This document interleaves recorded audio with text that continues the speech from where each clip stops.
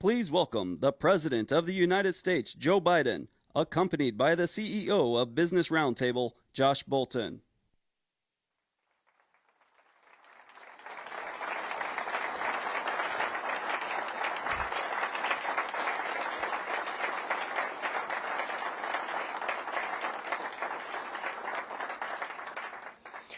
Mr. President, welcome to the Business Roundtable.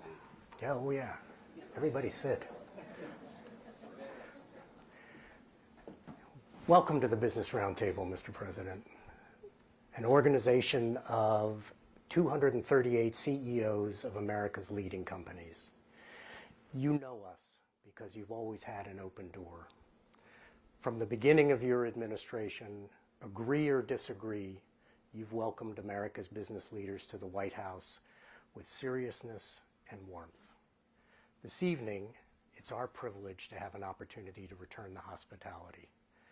Ladies and gentlemen, the President of the United States.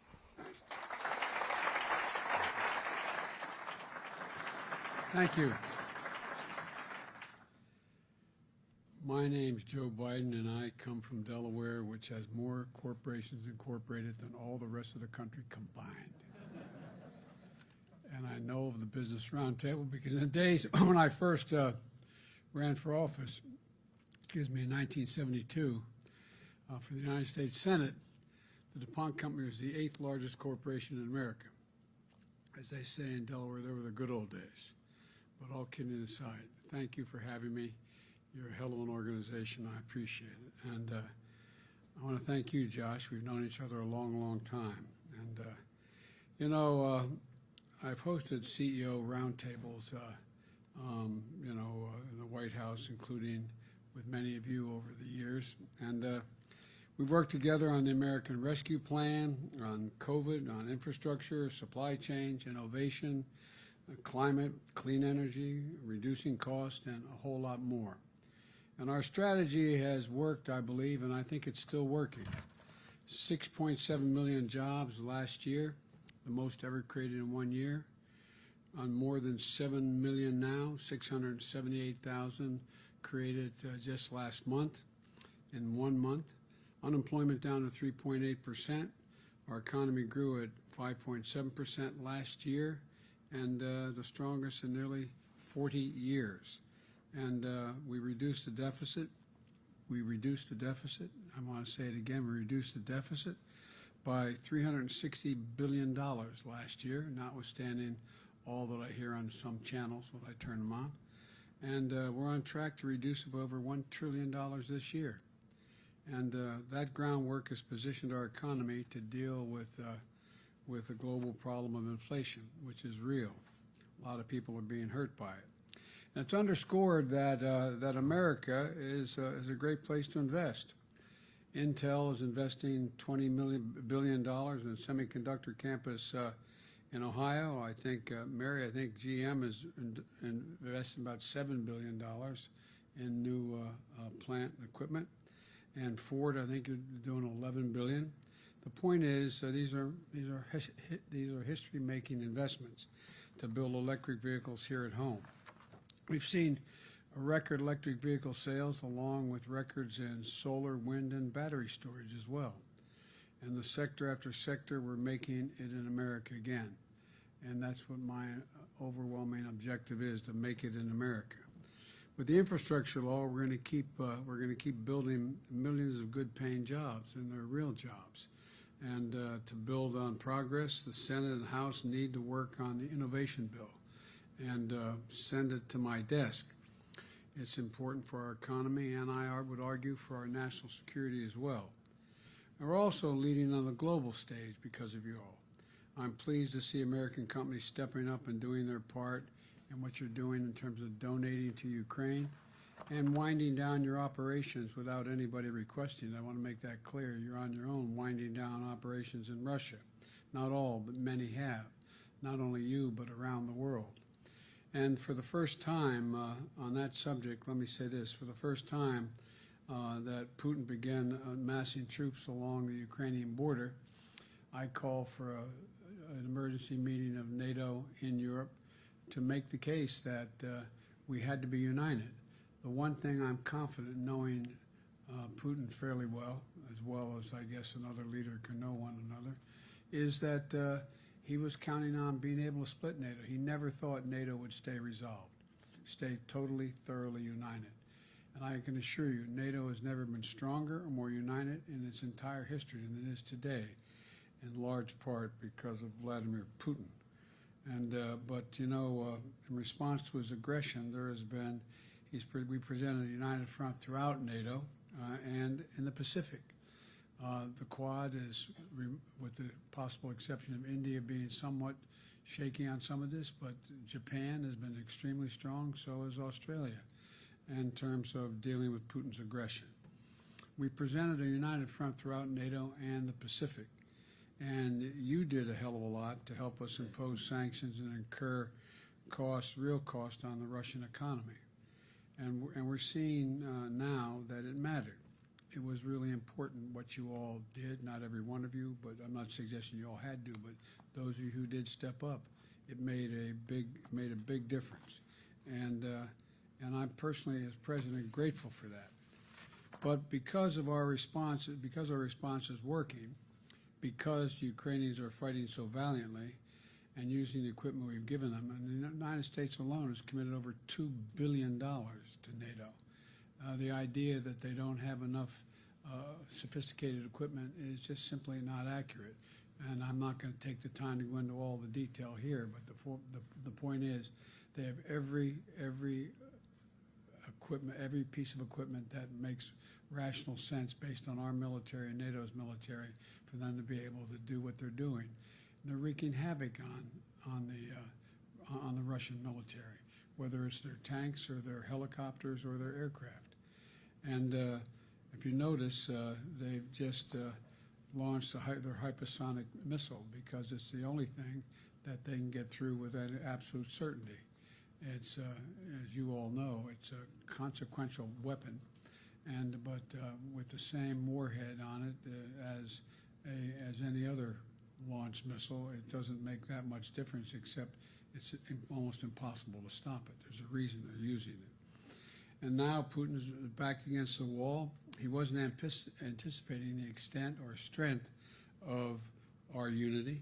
And the more his back is against the wall, the greater the severity of the tactics he may employ. We've seen it before. He's run a lot of false flag operations.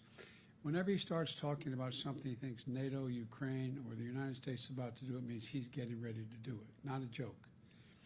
You may recall, I said this to a few of you this morning, that I was able to declassify a whole range of operations that they were about to engage in without sacrificing sources and methods.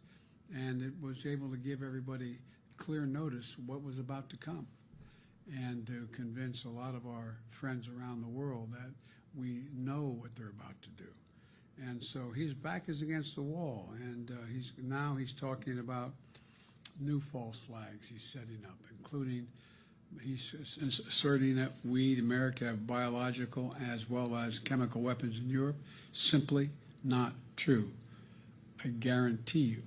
They're also suggesting that Ukraine has biological and chemical weapons in Ukraine. That's a clear sign he's considering using both of those. He's already used chemical weapons in the past, and we should be careful what's about to come. He knows there'll be severe consequences because of the united NATO front, but the point is, it's real. And what I want to mention very quickly with you all is one of the tools he's most likely to use, in my view, in our view, is cyber attacks. They have a very sophisticated cyber capability. I've had, as they say in southern Delaware, where they are very religious, we've had an altar call, he and I, on this issue. We've had a long conversation about if he uses it, what would be the consequence. But the point is that he has a capability. He hasn't used it yet, but it's part of his playbook. And I've warned about the potential for Russian conduct to malicious cyber activity in response to the cost we'd impose with our allies and partners on the world. But look, today my administration is issuing new warnings that based on evolving intelligence, Russia may be planning a cyber attack against us. And as I said, the magnitude of Russia's cyber capacity is fairly consequential, and it's coming. The federal government is doing its part to get ready, but under U.S. law, as you all remember, the private sector, all of you, largely decides the protections that you will or will not take in order to protect your sources. But let me be absolutely clear about something. It's not just in your interest that are at stake when there's potential use of cybersecurity. It is the national interest at stake. And I would respectfully suggest it's a patriotic obligation for you to invest as much as you can in making sure, and we will help in any way, that you have built up your technological capacity to deal with cyber attacks. First, to protect your own companies. Second, that provides as providers of critical services that Americans rely on, from power to clean water. And finally, your role you can play in helping secure every American and every American's privacy. For example, banks can turn on cybersecurity by default for every customer, so America's financial data is safe. And we're prepared to help you, as I said, with any tools and expertise we possess if you're ready to do that. But it's your decision as to the steps you'll take and your responsibility to take them, not ours. Now we need to do what's necessary to support Ukraine, but we also need to step up for the families here at home. In 2019, your organizations released a statement with the signature of almost everyone in this room.